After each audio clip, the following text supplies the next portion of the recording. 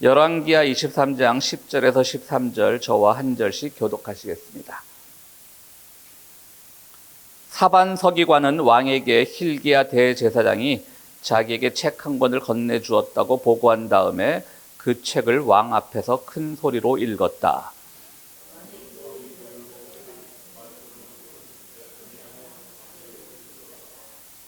왕은 hil기야 대제사장과 사반의 아들 아히감과 미가야의 아들 악볼과 사반 서기관의 왕과 왕의 시종 아사야에게 명령하였다.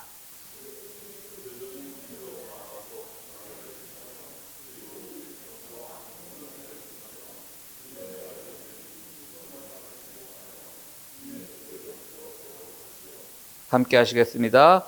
우리의 조상이 이 책의 말씀에 복종하지 아니하고 우리들이 지키도록 규정된 이 기록대로 하지 않았으므로 우리에게 내리신 주님의 진노가 크오. 아멘. 누가복음 23장 36절에서 43절까지 말씀 제가 읽도록 하겠습니다. 병정들이 예수를 조롱하였는데 그들은 가까이 가서 그에게 신포도주를 들이대며 말하였다. 내가 유대인의 왕이라면 너나 구원하여 보아라. 예수의 머리 위에는 이는 유대인의 왕이다 이렇게 쓴 죄표가 붙어 있었다. 예수와 함께 달려있는 죄수 가운데 하나도 그를 모독하여 말하였다. 너는 그리스도가 아니냐? 너와 우리를 구원하여라. 그러나 다른 하나는 그를 꾸짖으며 말하였다.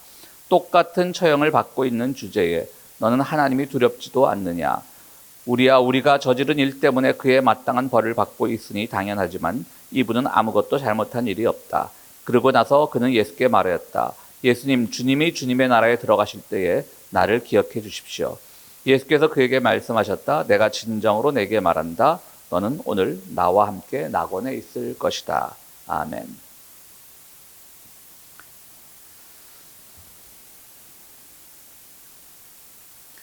예수님이 십자가에 달리시기까지 많은 고초를 겪었지만 그분이 당했을 모욕은 또 이루 말할 수 없을 것입니다. 십자가형이 주는 고통도 있었지만 그분이 정신적으로 당한 모욕도 참 견디기 어려웠을 거란 말씀입니다. 로마 군인들은 예수의 십자가 밑에서 옷가지를 나눠 가지죠. 왜 그랬을까요? 그들은 예수를 비난하고 예수에게 포도주를 먹이려고 하면서도 또 예수가 메시아라고 하니까 뭔가 그분에게서 나오는 어떤 아우라라고나 할까요? 그런 것들을 나누고 싶어서 그 옷가지를 나눈 겁니다. 요즘 사람들이 많이 점들을 보러 다니면서 부적 같은 것들 지니고 다니지 않습니까? 일종의 그런 행위를 했던 것이죠. 예수님이 선포하신 건 그들의 죄를 구원하시기 위한 희생을 선포하셨는데 그들은 예수님으로부터 어떤 효험 같은 걸 바라는 그런 부적을 나눠 가졌던 것입니다. 사실 또 많은 사람들이요, 거기 보면 많은 사람들이 등장하죠. 빌라도도 나오고요. 또 가룟 유다도 나옵니다. 가룟 유다는 예수님을 십자가에 못 박게끔 팔았으니까 가장 큰 죄인이죠. 그런데 우리가 외우는 사도신경에 보면 본디오 빌라도에게 고난을 받으시고 라고 나오지 가룟 유다가 팔아서라고 나오지는 않습니다. 그러니까 성경, 사도신경을 만든 사람들 입장에서는 본디오 빌라도가 더 나쁜 사람이었던 것입니다. 가룟 유다는 그나마 이제 자살을 하죠. 근데 우리가 이제 기독교에서는 자살을 큰 죄로 보지 않습니까? 그래서 심지어는 자살을 하면 교인이 자살을 하면 교회에서 집전을 안 해주는 경우도 있곤 하는데요. 자살이 큰 죄가 된 것은 사실 유다 때문이죠. 가룟 유다 때문인데 가룟 유다는 왜 그 자살이 큰 죄가 되었을까요? 그는 자신이 잘못했는데 예수님을 은 30냥에 팔았으니까요. 그런데 그 스스로가 회개를 한 거죠. 은 30냥을 갖다 버리고 그냥 목을 매달았으니까 스스로 회개할 수 있다고 믿었던 어떻게 보면 가장 아주 솔직한 사람이지만 왜 그게 죄가 되냐면 예수님에게 회개하고 용서받을 기회를 스스로 차버린 것 때문에 기독교 전통에서는 가룟 유다의 자살을 통해 자살을 아주 나쁘게 보는 겁니다. 그런데 요즘 우리가 신문지상에서 보게 되는 여러 가지 극단적 선택에 보면 반드시 정말 자기만의 잘못이라고 할 수 없는, 그리고 요즘은 사회적 타살이라는 말을 많이 쓰지 않습니까? 많은 사람들이 사회에 억눌려서 그 무게에 짓눌려서 극단적 선택을 하는 경우도 많습니다. 어떤 사람들은 사회가 보살펴야 될 그런 복지의 영역에 부족해서 그것 때문에 자살하기도 하고, 어떤 이들은 국가 권력이 지나치게 그들을 향하여 압수수색하고 겁을 주고 하니까 그게 두려워 자살하는 사람들도 있습니다. 오늘날 자살은 정말 다 누구에게든지 피해야 될 일이지만 또 뭐 학교 폭력에 의해서 자살하는 젊은이들도 있고요. 누구나 피해야 될 일이지만 또 사회적 타살인 것도 우리가 간과해서는 안 될 것입니다.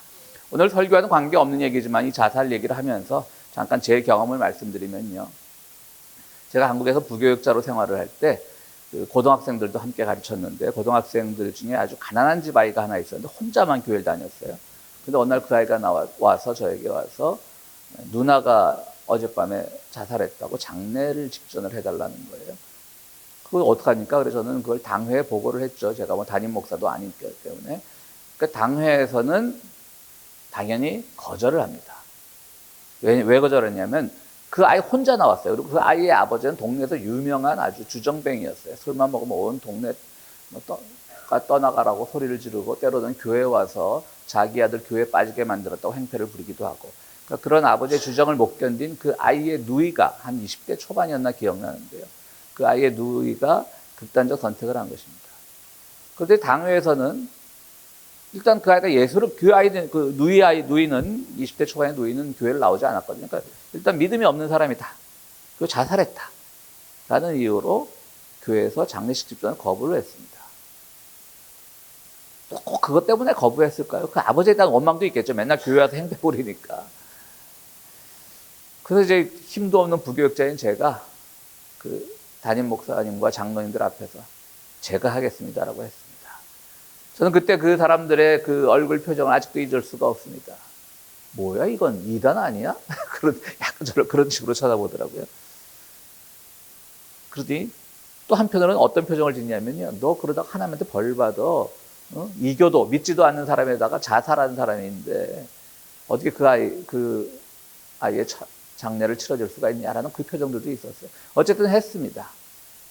그 고등학교 아이 가난한 집 아이였지만 그래도 혼자서 꾸준히 교회를 나왔고 착했고 그리고 그 아이가 당해서 슬픔 또 그 아버지로 인한 횡포로 오는 그런 자괴감 같은 것들이 얼마나 그에게 깊은 슬픔으로 다가왔겠습니까? 저는 해줬습니다. 해줬단 말도 좀 틀렸죠. 당연히 진례를 했습니다. 해줬다는 말은 제가 정정하겠습니다. 그리고 나서 교회로 돌아왔을 때 소위 말하는 교회 그 기득권층을 제외한 뭐 담임 목사님이나 그 장로님들을 제외한 분들은 다들 저에게 와서 고맙다고 수고하셨다고 잘하셨다고 해주시더라고요. 그게 우리 교회가 어떤 교리가 가진 정서, 교리는 자살이 죄다. 또 제 아버지는 또 교회적인 어떤 분위기로 봤을 때 제 아버지 술을 주정뱅이로 맨날 우리 교회가 행패나 부리던 사람이다 라고 하는 것이 교회를 운영하는 사람들이 가지고 있던 정서였다면 그러나 밑바닥 정서, 일반 평신도들의 정서는 어쨌든 그 아이를 위해서, 그 고등학생 아이를 위해서 그 아이의 슬픔을 조금이라도 위로하기 위해서 그 누이의 장례식을 해준 것은 잘한 일이라는 생각을 갖고 있었습니다. 어쩌면 우리가 교회를 하면서 저도 물론 목사의 자리에 있지만 제가 생각하는 교회관과 여러분이 생각하는 교회관이 다를 수 있고 제가 생각하는 어떤 기준과 여러분의 기준이 다를 수 있으니까 그걸 잘 맞춰가는 교회가 되었으면 좋겠습니다. 오늘 사실 이 이야기는 오늘 설교 주제와는 상관이 없는데요. 설교를 준비하면 잠깐 그 생각이 나서 말씀을 드렸습니다. 이처럼 뭐 로마 관원들이 예수님의 모욕감을 더했죠. 로마 군인들이요. 또 가룟 유다도 그랬죠. 또 군중들도 그랬죠. 뭐 예수를 못 박아라 막 그러잖아요. 며칠 종료주일, 다음 주 종료주일인데 일주일 전까지 막 예수를 환호하던 그 사람들이 예수를 못 박으라고 소리치고요. 또 사실 빌라도는 죄가 없다고 봐도 돼요. 빌라도는 사실 예수를 십자가에 못 박기 싫었어요. 총독인데 또 아주 높은 뭐 독립운동을 대단히 세게 하던 사람도 아니었고 그런데 막 십자가에 못 박으라고 그러는데 보니까 괜찮은 사람 같고 또 뭐 성경엔 자세히 성경엔 나와 있지 않지만 빌라도의 아내가 예수 공동체를 따랐다라고 하는 그런 또 교회사의 전통도 있지 않습니까? 그래서 십자가에 못 박기 싫은데 아무리 자기가 식민지 총독이라고 하더라도 그 사회의 기득권자들의 눈치를 안 볼 수는 없는 거죠. 그러니까 그들이 너 자꾸 십자가에 못 박아 그러니까 저 십자가 못 박아야 당신 총독이 그러니까 하는 수 없이 못 박은 거잖아요. 빌라도 어쨌든 죄가 없다고 봐도 됩니다. 뭐 없지는 않죠 물론. 그러니까 사실은 제사장과 그 서기관 이런 사람들이 십자가에 못 박은 거죠. 그러니까 사회 기득권층의 눈치를 볼 수밖에 없는 겁니다. 뭐 우리 고국에서도 비슷한 일이 일어나고 있지 않습니까? 마치 조선 총독을 자처하는 사람들과 그 사회 기득권층들이 그를 옹호하니까 아주 겁없이 하는 겁니다. 그런 여러 가지 일들을. 그러니까 예수님이 정말 우리의 죄를 구원하시기 위해 희생하셨다는 그 사건에는 바로 그 우리에 해당하는 많은 사람들이 그를 모독하고 그게 침을 뱉고 옷가지를 나눠가지고 어디 저 갈릴리 촌놈이 그냥 이 대제사장들하고 막 서기관들 바리새파들한테 맘먹으려고 하는 게 불편한 사람들. 또 좀 이 사람들을 이렇게 휘어잡는 그 힘이 있으니까, 카리스마가 있으니까 그 힘을 온전히 정치적인 데만 쏟기를 바랬던 가룟 유다와 같은 열심당 사람들. 예수님이 그 이스라엘의 현실을 슬퍼하지 않은 건 아니시죠. 그분만의 방법이 있었던 거죠. 가룟 유다 이런 사람들은 혁명가에 가까웠으니까 폭력 투쟁도 마다하지 않던 사람들이었던 것이죠. 그러니까 그런 여러 가지가 예수님을 모욕했던 것입니다. 오늘 설교 제목에서처럼 우리가 세 사람의 이름을 들어봤는데요. 근데 빌라도는 말씀드렸듯이 따지고 보면 잘못한 것이 별로 없는 사람입니다. 그럼 뭐가 가장 큰 죄일까요? 그는 진리를 외면한 죄고 바로 진리이신 예수를 재판한 죄입니다. 바로 그것이 빌라도의 가장 큰 죄입니다. 감히 어떻게 진리를 모르는 사람이 진리를 외면할 수가 있습니까? 그것은 오늘날의 사회도 마찬가지지 않습니까? 심판을 받아야 할 자들이 심판한다고 마구마구 나섭니다. 그리고 심판을 받아야 할 자들이 그들과 같은 무리에 있는 사람들에 대해서는 지극히 너그럽고 관용적이면서 그 반대 진영에 대해서는 피의자의 다 큰 성인 피의자의 중학교 때 일기장까지 털털 터는 그런 일을 하면서도 창피한지 모르는 사람들입니다. 빌라도가 바로 그런 사람입니다. 그 사람 자체는 보면요, 뭐 좋을 수도 있죠. 우유부단한 죄가 있긴 하지만 그냥 감히 진리를 판단을 했고요. 그리고 그 진리를 판단하는 과정에서 그는 심판받아야 할 사람인데 심판을 한다고 나섰던 것이고요. 동시에 그는 자기 그룹에 대해서는 지극히 관용했지만 상대방에 대해서는 우유부단하거나 아주 잔혹했던 그런 사람이라는 것을 우리가 알 수가 있습니다. 오늘 우리가 살아가면서 혹시 우리는 이런 죄를 범하지 않을까요? 그저 나랑 친한 사람들은 아무리 잘못해도 우리가 눈감아주는 버릇들, 그리고 나는 잘 모르면서도 내가 생각하는 것만이 진리라고 하는 그런 독선과 고집들, 그래서 다른 사람의 의견을 경청하지 않으려고 하는 그런 모습들을 오늘 혹시 우리가 보이지 않을까요? 그러면서도 우리가 막상 결단하고 선택해야 될 때는 한 걸음 빼면서 우유부단한 태도를 보이는 그것이 바로 빌라도의 태도고요. 따지고 보면 가룟 유다가 더 나쁜 짓을 많이 했지만 예수님을 십자가에 못 박히게 하기까지는, 그러나 오히려 빌라도가 사도신경에 들어갈 수밖에 없는, 뭐 원어를 그대로 하면요, 물론 사도신경 원어를 그대로 번역하면 본디오 빌라도에게 직접적인 가해를 받았다는 뜻은 아닙니다. 원어를 그대로 해석하면 본디오 빌라도 시대의 고난을 받을 사라고 되어 있어요. 우리는 본디오 빌라도에게 고난을 받을 사라고 되어 있지만 조금 다르긴 하지만 원어상으로 어쨌든 본디오 빌라도가 이름이 턱하니 올라가서 평생 2000년 동안 지금 우리에게 공공의 적이 되어 있잖아요. 예수님을 십자가에 못 박는데 가장 기여를 한 사람. 그게 뭡니까? 바로 진리를 외면한 죄. 그거 심판받아야 할 자가 감히 심판하겠다고 나선 죄. 그리고 그나마 그것을 행하는 데 있어서도 어떤 원칙이 없이 자기 마음대로 한 죄입니다. 바로 빌라도가 앉아있던 자리는요, 베마라고 하는, 그 당시 이제 헬라어로 하면 이 재판석을 베마라고 부르는데, 우리가 고린도후서 5장에 보면요, 우리가 마지막 날에 모두 예수 그리스도의 베마 앞에서 심판을 받을 것이라는 말이 있습니다. 저는 사도 바울이 이걸 쓰면서 바로 예수님, 빌라도가 그 재판을 하던 자리, 베마라고 하는 그 단어를 그대로 썼다라고 생각을 합니다. 그러니까 빌라도는 예수를 재판했지만 우리 모두 나중에 예수에 의해서 심판받을 것이라는 얘기죠. 같은 베마라는 단어를 통해서 그렇게 설명을 하고 있습니다. 그렇습니다. 오늘 우리는 무엇을 위해 살고 있습니까? 우리는 물론 진리가 뭔지 잘 모릅니다. 그럴 때일수록 우리는 겸손해야 되고요. 내가 아는 진리만이 최선이라고 해서 누군가를 함부로 폄훼하거나 누군가를 함부로 틀렸다라고 단정하는 것은 결코 옳지 못합니다. 빌라도의 죄는 바로 그것에 있습니다. 바로 그래서 빌라도는 예수를 모욕하고 그 스스로가 아주 괴로운 인생을 살았던 그런 사람으로 볼 수가 있습니다. 물론 교회사 전통이지만 성경에 나오지 않지만 빌라도가 나중에는 뭐 지나치게 이스라엘 사람들을 강하게 폭동을 진압하고 이러는 과정에서 결국은 다 권력의 끈이 끊어지고요. 아주 비참한 생을 맞았다는 그런 교회사의 전승이 있습니다. 뭐 역사적인 전승은 아니고요. 그냥 전통에 따른 전승일 뿐이죠. 하여튼 빌라도는 그런 사람입니다. 그 다음에 이제 우리가 잘 아는 바라바가 있습니다. 바라바는 그 당시 의적이었습니다. 마가복음 15장 7절에 보면 바라바는 뭐라고 설명이 되냐면, 바라바는 폭동에 연루된 바라바는 다른 강도 때와 함께 감옥에 있었다. 십자가에 못 박혔다. 이렇게 되어 있습니다. 그러니까 일반 살인을 저지르던 그런 강도 때와 바라바는 다른 사람이라는 걸 마가복음 15장 7절에서 넌지시 암시하고 있습니다. 그러니까 일종의 우리말로 치면 도둑이 아니었던 건 아닌데, 실존적인 인물은 아니지만 홍길동이 있고요, 임꺽정이 있고요, 장길산이 있고요, 영국으로 하면 로빈 후드가 있고요, 또 프랑스로 가면 루팡이라고 하는, 참 루팡 책 어릴 때 많이 읽었는데요. 그런 의적이죠. 일종의 의적. 또 멕시코가 한창 미국이랑 싸울 때 멕시코에서 누가 의적이었습니까? 쾌걸 조로라고 하는, 예전에 그 라틴 드라마 어릴 때 참 많이 본 것 같은데, TV에서. 그런 일종의 바라바는 그런 사람이죠. 그러나 어쨌든 로마에서 보기에는 바라바가 더 큰 죄인인 거죠. 그래서 이제 그 우유부단은 빌라도는 사람들에게 이제 예수를 풀어주고 싶은 마음에 사명권을 제안을 하죠. 그래서 당신들이 원하면 한 명은 풀어주겠다. 바라바를 풀어줄까? 예수를 풀어줄까?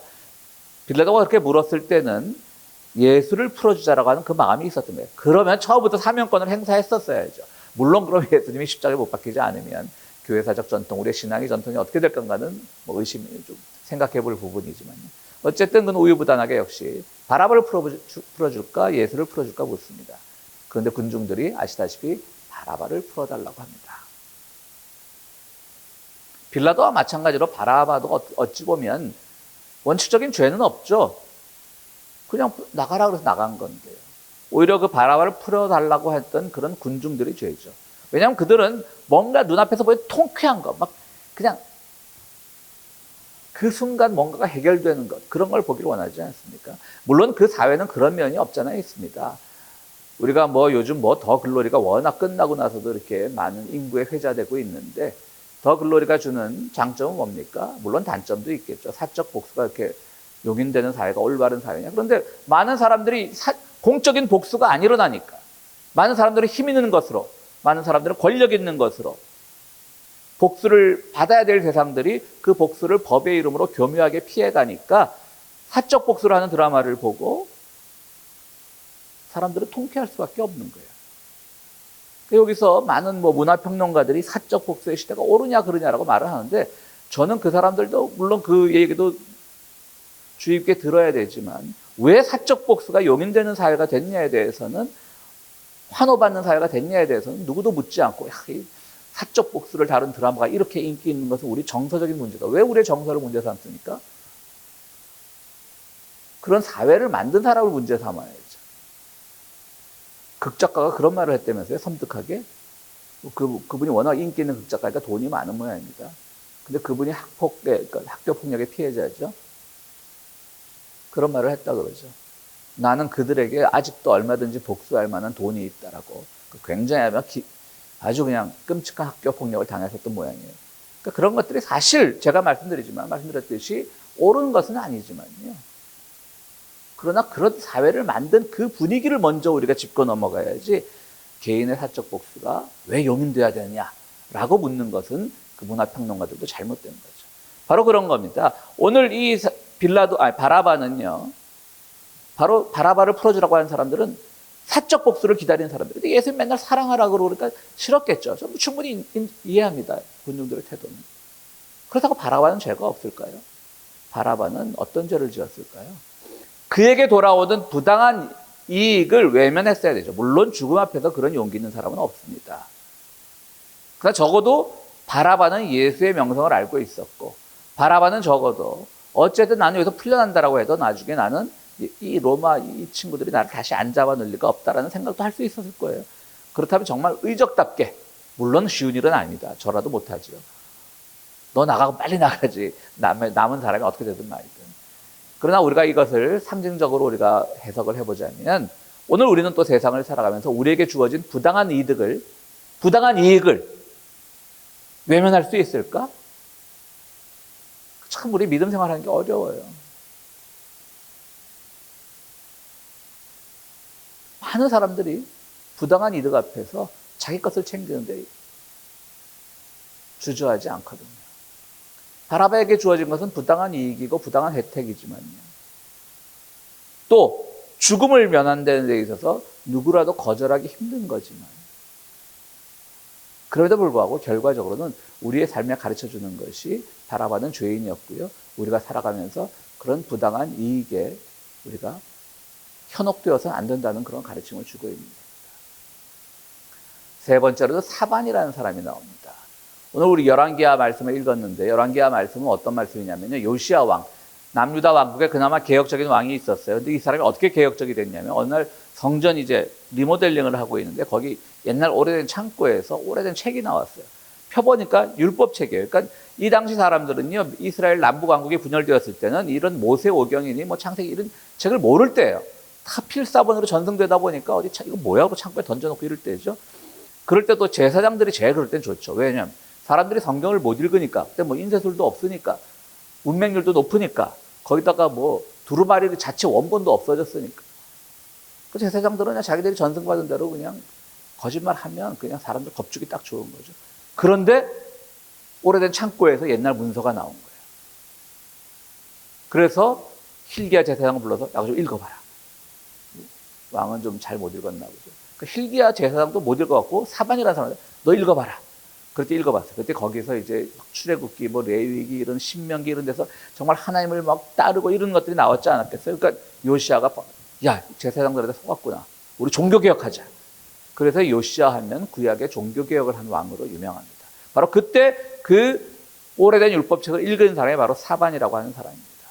그런데요, 김동리라고 하는 오래된 소설가가 있죠. 지금은 고인이 되셨지만 김동리의 소설 중에 사반의 십자가라는 게 있습니다. 제가 한 중학교 때쯤 읽은 걸로 아는데 그 처음 읽을 때는 뭐 저희 세대만 해도 또 조금 한자가 뭐 아주 능하진 않지만 좀 익숙한 세대니까 제 딴에는 교회 다녔으니까 어릴 때부터 사반이 뭐지? 사람 이름이라고 생각 안 하고 모래 위에 반석 위에 지은 집 든든하고 모래 위에 지은 무너진다는 말처럼 모래 위에 지은 반석인가 막 그런 생각을 했는데 사람 이름이었어요. 사반이. 그러니까 원어로 정확하면 사판이더라고요. 사판 여기 찾아보니까요. 바로 이제 사판인데 우리말로 사반이라고 썼죠. 사반의 십자가는 어떤 거냐면요. 바로 오늘 본문에 나오는 십자가에서 예수를 모욕한 당신이 예수면 나랑 당신을 한번 십자가에 내려봐. 메시아래배. 그리고 모독한 사람 있지 않습니까? 그 사람의 이름을 사반이라고 가정을 한 거죠. 소설가들은 이제 허구의 소설로.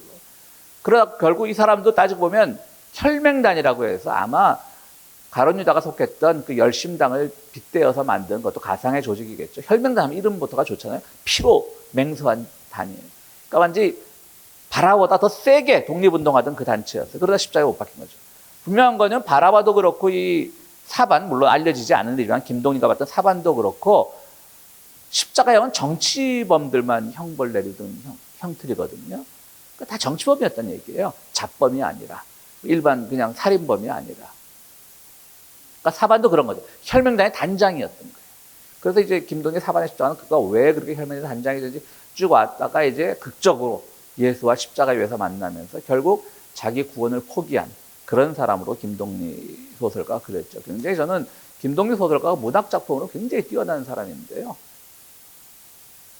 이상하게 또 그런 사람들이 정치적으로 굉장히 우편향되어 있죠.